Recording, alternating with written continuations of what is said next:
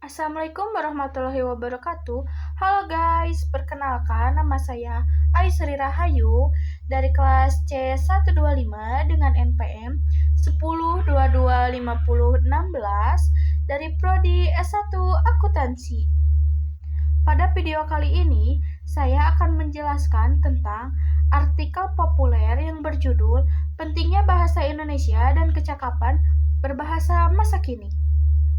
Di zaman sekarang, bahasa bukan cuma buat ngobrol saja. Bahasa Indonesia itu kayak jiwa bangsa kita. Bantu bentuk identitas sambil kecakapan bahasa modern bisa bikin kita main di level global. Yuk kita bahas kenapa ini penting dengan contoh simpel yang bikin semangat. Bahasa Indonesia adalah dasar identitas kita. Bahasa Indonesia sendiri lahir dari Sumpah Pemuda 1928, yaitu satu nusa, satu bangsa, satu bahasa.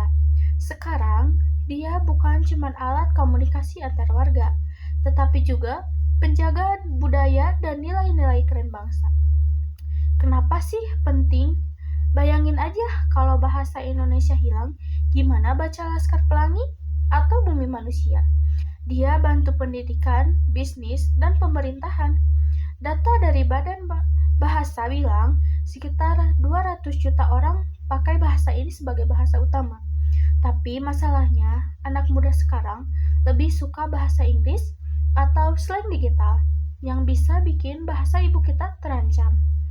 Bagaimana sih cara merawatnya? Pastinya dengan integrasikan aja ke dalam kehidupan sehari-hari, seperti orang tua bisa ajak anak baca buku Indonesia atau pakai aplikasi kayak Duolingo buat tambah kosakata. Ini cuman bukan soal nasionalisme saja, tapi juga bisa bikin otak lebih tajam. Kecakapan berbahasa masa kini. Di dunia yang saling terhubung, bahasa sekarang lebih kompleks. Dari mulai yang multibahasa, literasi digital, sampai adaptasi AI.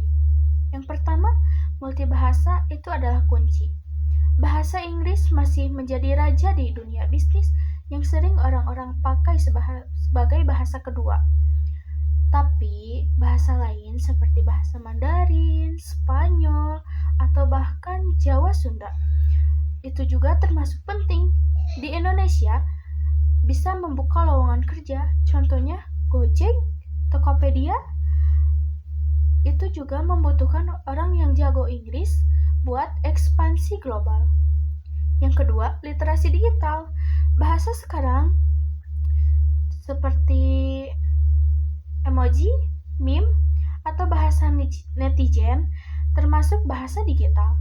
Platform kayak Twitter, TikTok, pakai bahasa-bahasa yang cepat dan kreatif. Kalau nggak paham, bisa ketinggalan sosial media atau marketing. Yang ketiga adalah adaptasi AI, seperti Google Translate atau ChatGPT. Ubah cara belajar bahasa. Tapi ini bukan ganti manusia, tetapi ganti nuansa budaya. Empati tetap penting. Misal, di negosiasi bisnis internasional, pastinya ada tantangan dan cara mengatasinya.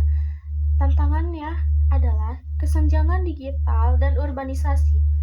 Di desa, akses pendidikan bahasa kurang. Di kota, anak muda lebih suka bahasa gaul. Gimana sih solusinya? Yang pastinya yang pertama adalah pendidikan yang lebih berkembang. Seperti di sekolah bisa memakai kurikulum baru. Pemerintah dorong kampanye yang berjudul Aku Cinta Bahasa Indonesia. Kita juga bisa ikut belajar melalui aplikasi gabungan komunitas atau nonton film asing dengan subtitle. Bahasa Indonesia adalah hati bangsa dan kemampuan berbahasa dengan baik menjadi kunci untuk bersaing di kancah global.